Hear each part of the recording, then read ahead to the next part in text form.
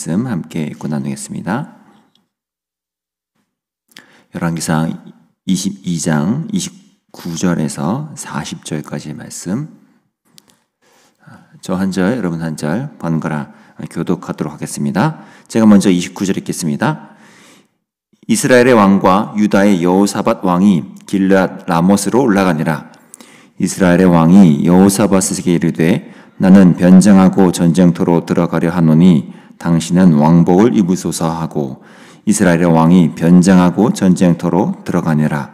아람 왕이 그의 병거의 지휘관 32명에게 명령하여 이르기를 너희는 작은 자나 큰 자와 더불어 싸우지 말고 오직 이스라엘 왕과 싸우라 한지라.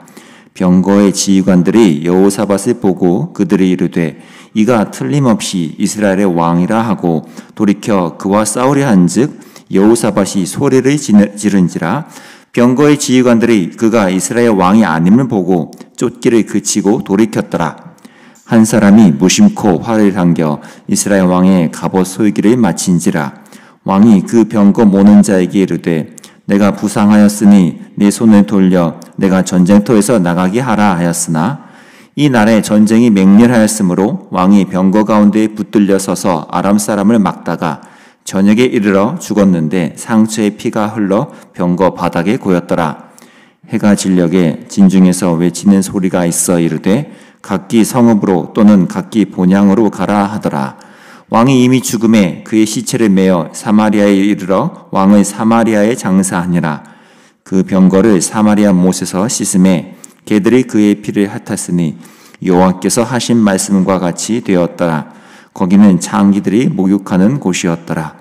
아합의 남은 행적과 그가 행한 모든 일과 그가 건축한 상하궁과 그가 건축한 모든 성읍은 이스라엘 왕 역대지락에 기록되지 아니하였느냐? 아합이 그의 조상들과 함께 잠에 그의 아들 아하시야가 대신하여 왕이 되니라. 아멘. 아주 예전에 아람이 이스라엘에게 빼앗았던 모든 성읍들을 다시 되돌려주겠다라는 이제 약속이 있었는데 그런 평화 조약을 아람 왕이 이행하지 않은 지 벌써 3년이 흐른 때입니다. 그런 일이 계속 지연되니까 이 성격이 급하고 또 불같은 이 아합 왕은 이제 뿔이 단단히 났을 테죠. 그래서 그가 전쟁을 일으키고 싶었는데 3년 전이나 이때 지금이나 군사력만 따져서는 아람 군대를 감히 이길 수가 없으니 지금 이 이스라엘에서 작전을 낸 것은 남유다와 우리가 손을 잡아서 연합작전으로 한번 이것을 이겨내보자라고 이제 아합 왕이 남유다 여호사밧 왕에게 손을 내밀게 된 겁니다.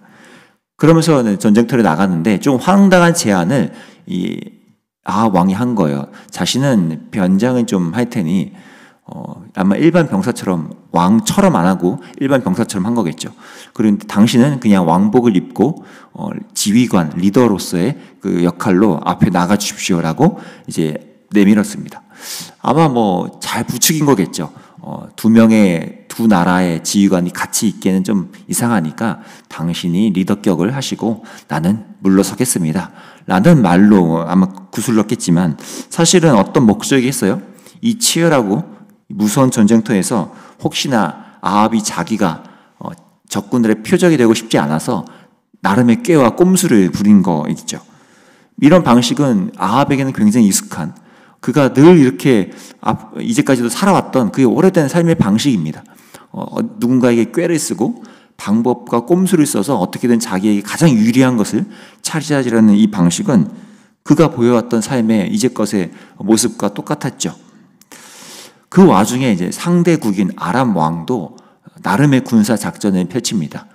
소위 특수부대 전략이라고 할까요? 이 32명의 특수부대 장수들한테 특별 미션을 주는데 그거는 다른 사람들에 집중하지 말고 이스라엘 그 왕의 한 목표만 삼고 그 사람을 찾아서 죽여라.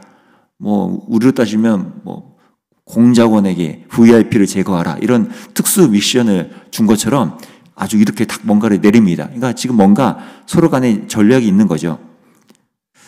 근데 재밌는 건 이런 아합 왕의 변장 꼼수, 또 아람 왕 측에서의 32명의 특수 기동부대 전략, 이런 모든 것이 실제 현장에서는 그렇게 대단한 힘과 결과물을 만들어내지 못했다는 사실입니다. 오히려 그런 것이 너무나 허무하게 아무 힘도 발휘하지 못했다는 것이 이 에피소드의 방점인 거예요. 아합이 자신은 꾀를 부렸지만 그 변장을 통해 자기가 유익을 막 얻은 것도 전혀 없고요. 오히려 어떤 일이 벌어졌는지가 이 34절에서 시작되거든요. 제가 읽겠습니다. 한 사람이 무심코 활을 당겨 이스라엘 왕의 갑옷 소유기를 마친지라. 아까 말한 특수기동부대의 32명도 아니고 그냥 일반 아람 병사가요. 많은 사람들이 있는 곳을 향해서 정말 무심코 그냥 누구를 타겟팅을 한 것도 아니고 그냥 쏜 거예요. 근데 그 무심코 쏜 것이 이 왕의 갑옷 소유기를 맞았다는 거죠. 이 소유기라고 번역된 이 단어는 이제 이음새에 해당하는 표현인데, 지금 이 갑옷 사이 그 유일하게 화살 하나가 들어갈 만한 그 곳에 화살이 탁 꽂힌 거죠. 굉장히 아이러니한 재미있는 현상인 거예요. 무심코라는 화살 하나가 변장했던 아합 왕에게 향했고, 그리고 그 아합 왕의 변장했던 갑옷 사이 이음매에 탁 꽂혀 들어간 것. 참 이런 재밌는 장면이 일어난 겁니다. 열왕기상은 바로 이 무심코 쏘아진 화살로 인해 아합이 죽은 것을 하나님의 심판, 하나님의 말씀이 이루어진 사건으로서 지금 강조하고자 하는 것이죠. 그리고 그것은 미가야가 이미 예언한 대로 이 아합 왕의 비참한 이런 죽음에 대해서 실제 성취되고 있음을 다시 한번 보여주고 있는 것입니다. 거기다 성경은 이 사건의 흐름을 더 어디론가 몰고 가는데, 그것이 이제 35절과 38절입니다. 이 아합이 부상당한 상태에서 어떤 상황으로 이어지는지 35절 먼저 읽으면요. 이 날에 전쟁이 맹렬하였으므로 왕이, 이제 아합 왕이죠. 왕이 병거 가운데에 붙들려 서서 아람 사람을 막다가 저녁에 이르러 죽었는데 상처에 피가 흘러 병거 바닥에 고였더라. 화살 하나 맞았으니 빨리 돌아가서 치료받고 싶은데 그 사이에 낀 거예요. 왜냐하면 일반 병사로 변장되어 있으니 누가 일반 병사를 서로 챙겨주겠어요. 지휘관이면 우리 장군이 다쳤다 하고 이분들 뒤로 모셔라 했을 텐데, 병사니까 누가 누구를 모십니까? 거기 사이에 껴버린 거죠. 자기가 냈던 꼼수가 오히려 악수로 작용돼서 거기서 비참하게 부상을 치료하지 못한 채 피가 고이 흐르면서 죽게 된 것입니다. 그리고 38절에서 그 현상을 예전에 예언했던 사건과 연관짓죠. 그 병거를 사마리아 못에서 씻음에 개들이 그의 피를 핥았으니 여호와께서 하신 말씀과 같이 되었더라. 거기는 창기들이 목욕하는 곳이었더라. 아합 왕의 아주 비참하고 초라하게 죽을 것이라는 하나님의 예언이 그대로 성취되는 사건입니다. 결국 오늘 이 사건에서는요, 아합도 또 아람 군대의 그 특수 기동부대의 전략도 그저 이 하나님의 말씀, 그분의 섭리를 이루어가는데 아주 수낮은 꼼수에 불과했던 거예요.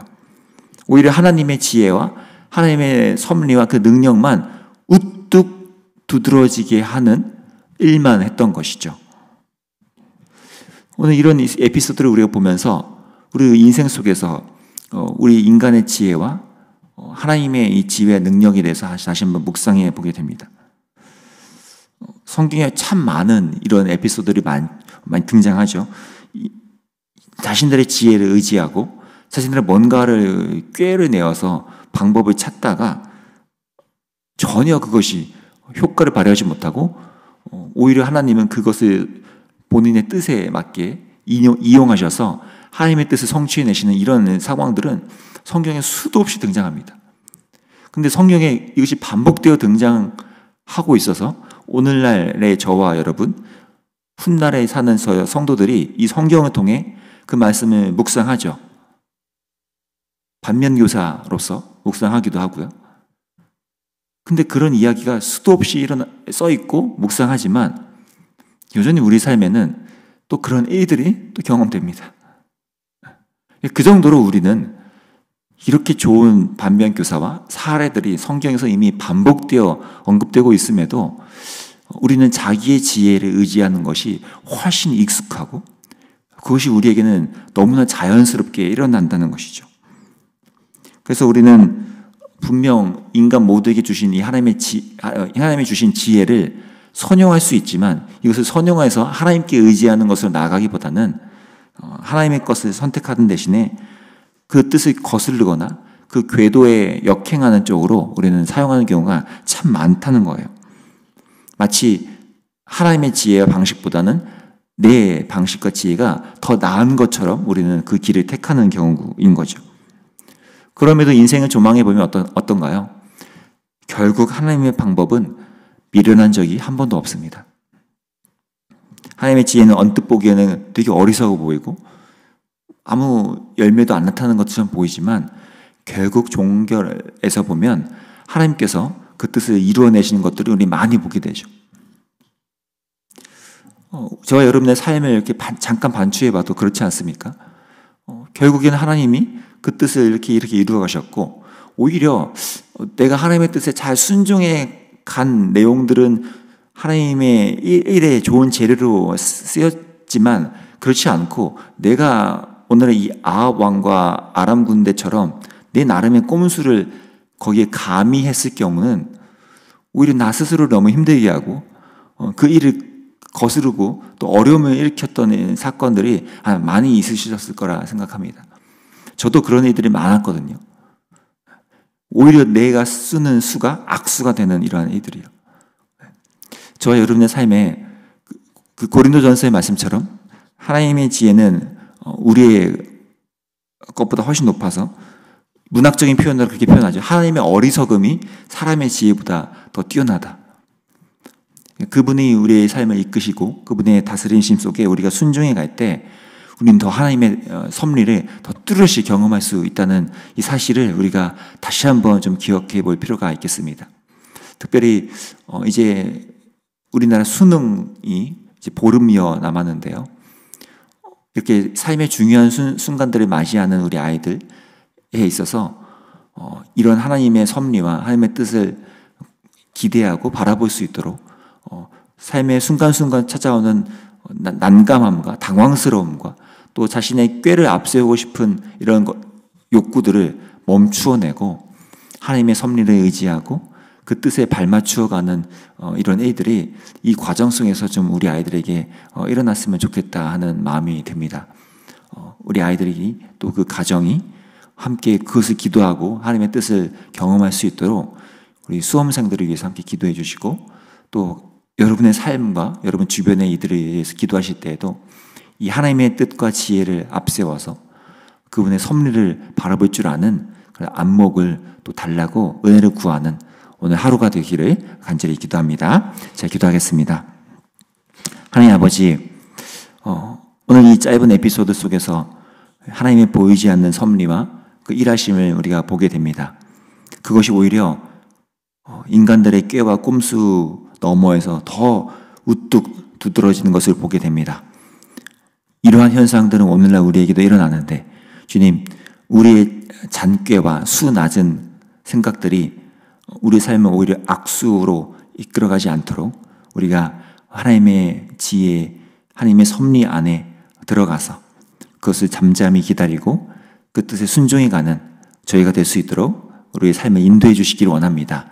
특별히는 또 이 시대에 우리나라에서 참 큰 하나의 담당하고 있는 수능이 이 젊은 우리 아이들에게 다가오고 있는데 어른들의 입장에서는 이미 그걸 치러받기에 그거 괜찮고 대단한 거 아니다 라고 말할 수 있지만 당사자에게는 인생에서 가장 크게 느껴질 수 있을 만한 이 어려움을 하나님의 지혜를 의지해서 이겨나갈 수 있도록 인도해 주시고 그 마음과 두려움과 감정들의 생각들을 주님께서 헤아려 주셔서 하나님의 섭리를 바라볼 수 있는 안목 또한 허락해 주시기를 원합니다.